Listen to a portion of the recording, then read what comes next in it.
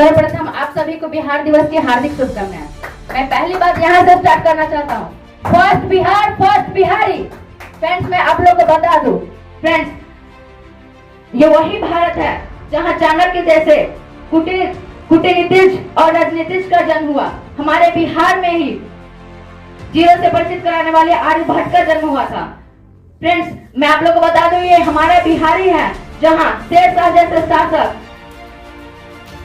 जैसे शासक और अभी वर्तमान की बात करें तो महेंद्र सिंह धोनी और पंकज त्रिपाठी जैसे महान व्यक्ति भी भारत के ही हैं। मैं आप लोग को बता दूं कि सिख के 10वें गुरु गोविंद सिंह भी भारत के ही थे। ये वही बिहार है। जब संपूर्ण भारत अंधकार के युग में था, तब यही भारत ने गणतंत्र का मूल मंत्र दिया। ये वही भारत है जिसने पूरे विश्व को जीरो से परिचित कराया। ये वही भारत है जिसने चाणक्य जैसे इकोनॉमिस्ट और चंद्रगुप्त और सम्राट अशोक जैसे सम्राट दिए इस भारत को।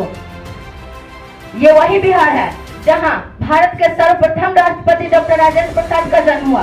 फ्रेंड्स, ये वही भारत है जहां चाणक्य जैसे कूटनीतिज्ञ और राजनीतिज्ञ का जन्म हुआ। हमारे बिहार में ही जीरो से परिचित कराने वाले आर्यभट्ट का जन्म हुआ था।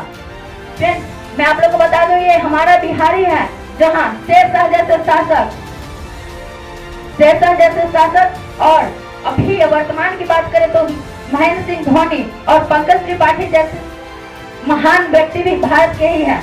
मैं आप लोगों को बता दूं कि सिख के 10वें गुरु गोविंद सिंह भी भारत के ही थे और सिख के जो 10वें गुरु गोविंद सिंह थे वो भी बिहार के ही थे।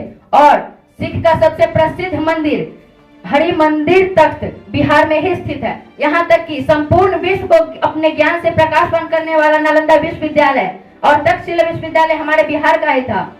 फ्रेंड्स, ये वही बिहार है जहाँ के 12 साल का बच्चा सत्यम कुमार IIT को क्लियर कर जाता है।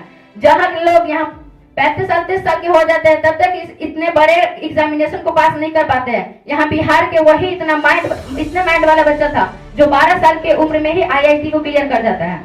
इतना गुणवान होने के बाद भी हमारे बिहार को पिछड़ा और गरीब राज्य माना जाता है। क्यों, मैं आप लोगों को बताता हूँ। सन 1912 में पश्चिम बंगाल से बिहार अलग हुआ था, जिसके बाद पूरे संपूर्ण विश्व में बिहार नाम आया। और उसके बाद 1935 में उड़ीसा से अलग हुआ। लेकिन जब 15 नवंबर सन 2000 को बिहार से झारखंड अलग हुआ, तब जाकर बिहार की सारी आर्थिक स्थिति डगमग हो गई। क्योंकि झारखंड में जो बोकारो, जमशेदपुर, टाटा नगर, ये सब जो कंपनियां थी, सब बिहार से अलग होकर सब झारखंड में आ गए। और झारखंड में आने के बाद बिहार में जो भी मिनरल्स होते थे, जो अलग राज्य से उसका व्यापार हो पाता था, वो नहीं हो पाया और बिहार की आर्थिक स्थिति बहुत कमजोर हो गई।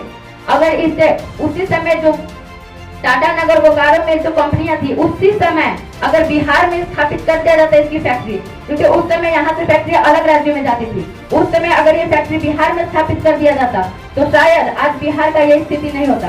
दूसरा कारण है, हमारा बिहार एक लैंड लॉक स्टेट है, कोस्टल रीजन स्टेट नहीं है। अगर लैंड लॉक स्टेट है, चारों तरफ स्थल से घिरा है।